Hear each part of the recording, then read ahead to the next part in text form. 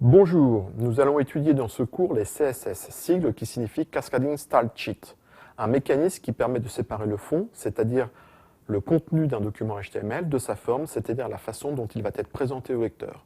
Le CSS sera utilisé par votre navigateur afin d'adapter la présentation du document HTML en fonction du contexte d'utilisation. Donc pourquoi adapter l'affichage d'une page web? Tout d'abord pour faire du responsive design, c'est-à-dire adapter le document HTML à la machine que vous utilisez pour surfer sur le web. En effet, les capacités de la machine en termes d'affichage sont très importantes pour un bon usage. On ne visualise pas de la même manière un document web sur un PC, sur une tablette ou sur un smartphone. C'est aussi le cas lorsque l'on veut imprimer une page d'un site. Ensuite, l'adaptation peut être aussi utile pour adapter la page au handicap de l'utilisateur. Par exemple, pour un malvoyant, il faudrait augmenter la taille des polices de caractères et inverser le noir et le blanc pour augmenter les contrastes. Enfin, l'utilisation des CSS permet de bien identifier les différents métiers intervenant dans l'élaboration et la maintenance d'un site web. Ainsi, l'informaticien s'assure que les sites web sont rapides d'accès et respectent les standards. L'infographiste propose une charte graphique pour la société, c'est-à-dire les couleurs, logos et polices qui seront utilisés pour tous les documents et donc pour le site web. Enfin, le web designer qui adapte la charte graphique pour le site web. Ceci représente des compétences métiers bien différentes qui correspondent à des postes et donc des personnes différentes.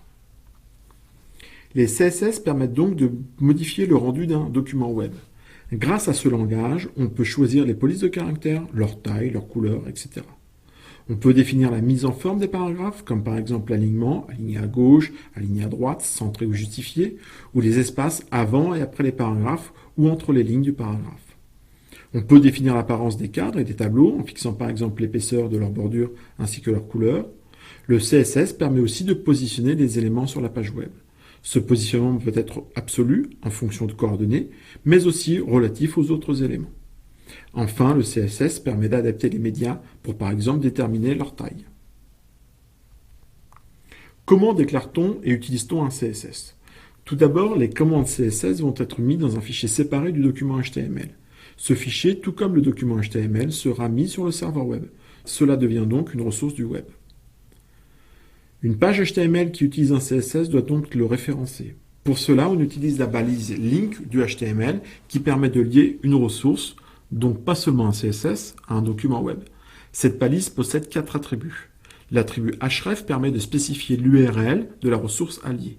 L'attribut rel permet d'indiquer le type de la ressource que l'on veut lier. Pour un CSS, la valeur de cet attribut doit être stylesheet. L'attribut type permet d'indiquer le type du document spécifié par l'attribut href. Pour un CSS, la valeur de cet attribut doit être text/CSS. Enfin, l'attribut média permet de spécifier dans quel contexte le navigateur peut utiliser ce CSS. Si la valeur est all, cela signifie que c'est dans tous les cas. Si par contre elle vaut print, c'est lorsque l'utilisateur veut une impression du document. Plusieurs valeurs sont proposées. Prenons l'exemple d'une page web qui doit respecter la typographie française. On veut donc que les paragraphes aient un retrait de première ligne, c'est-à-dire que la première ligne d'un paragraphe soit décalée vers la droite. On veut que l'espace entre les paragraphes soit moins grand. On veut que les paragraphes soient justifiés, c'est-à-dire qu'ils commencent au plus près du bord gauche et du bord droit. On veut que le symbole pour les listes ne soit pas des points, mais des tirets. À cela, nous voulons aussi que le premier paragraphe, qui est une remarque, soit en rouge et en italique, et que le titre des sections soit automatiquement numéroté.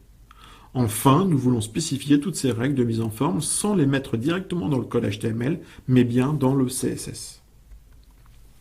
Voici le fichier HTML qui va servir de base à notre exemple. À sa droite, nous avons le résultat de l'affichage de ce document par un navigateur.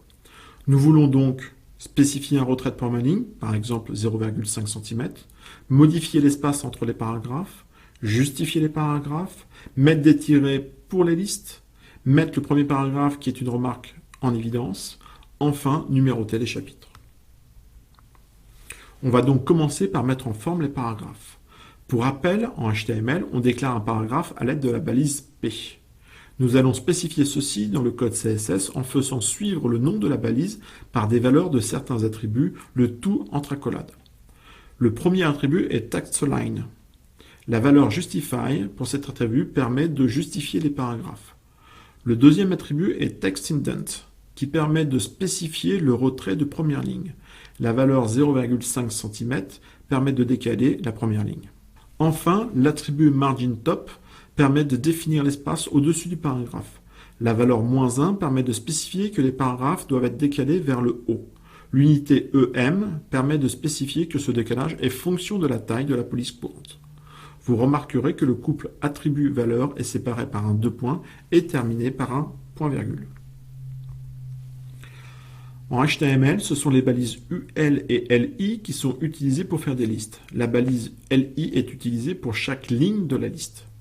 Nous allons commencer par changer l'apparence de LI en spécifiant grâce à l'attribut ListStyleType et la valeur known que l'on ne veut pas de puce.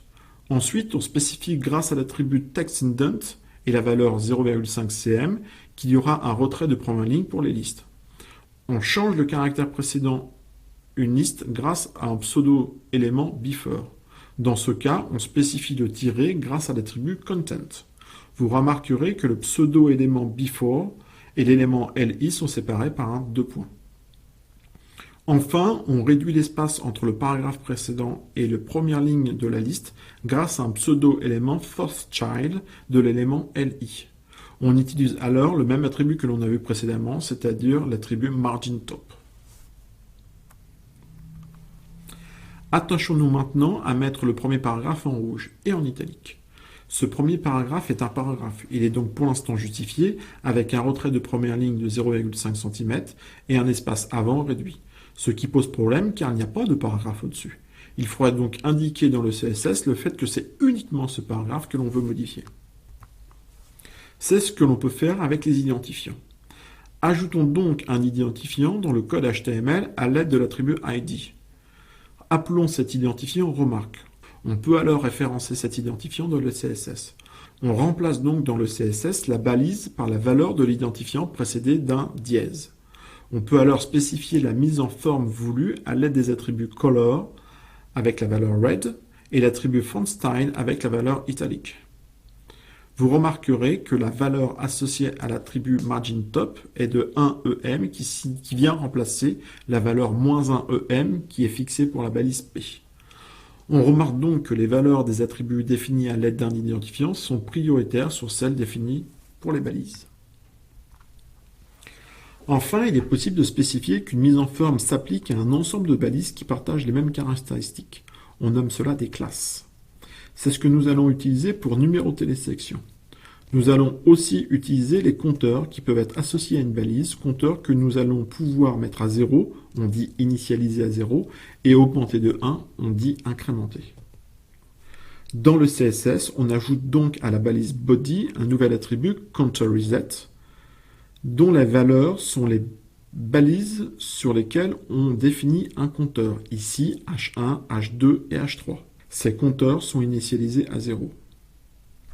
Ensuite, dans le code HTML, on associe une classe, ici nommée compteur, à la balise H1. On peut alors mettre en forme la balise H1 de la classe compteur grâce à un pseudo-élément before pour précéder le contenu de la valeur du compteur H1 suivi d'un tiret, puis demander l'incrémentation du compteur H1. Comme exercice, déterminer le code CSS qui permettrait de précéder le contenu de la balise H2 de la valeur du compteur H1 suivi d'un point suivi de la valeur du compteur H2 suivi d'un tiret, avec incrémentation du compteur H2. En résumé, voici le code CSS du fichier français.css, excepté la définition de la classe compteur pour la balise H2. Nous allons finir ce cours par étudier l'aspect cascade du CSS, qui pour rappel veut dire Cascading Style Sheet. Il faut savoir que les balises d'un document HTML forment une hiérarchie. Cette hiérarchie peut être représentée graphiquement par ce que l'on appelle un arbre en informatique. À chaque balise du code HTML correspond un cercle avec à l'intérieur le nom de la balise. On appelle cela un nœud. Ainsi, à la balise HTML correspond le nœud HTML. Aux balises head et body correspondent les nœuds head et body, avec une relation de dépendance entre le nœud HTML et les nœuds head et body.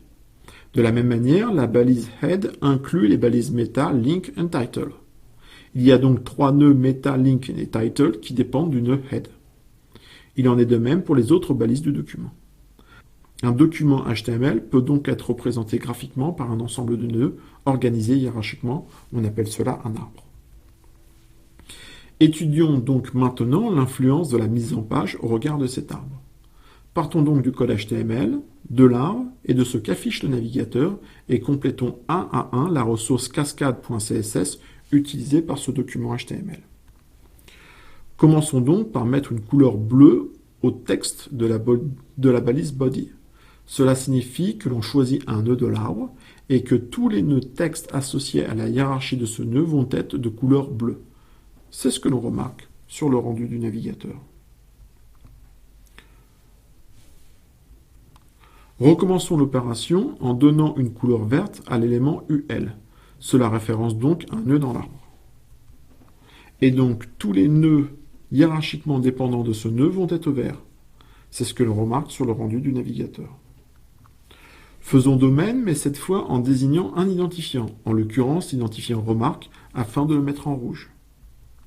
Seule la première balise P possède cet identifiant, ainsi un seul nœud passe en rouge. C'est ce que l'on remarque sur le navigateur.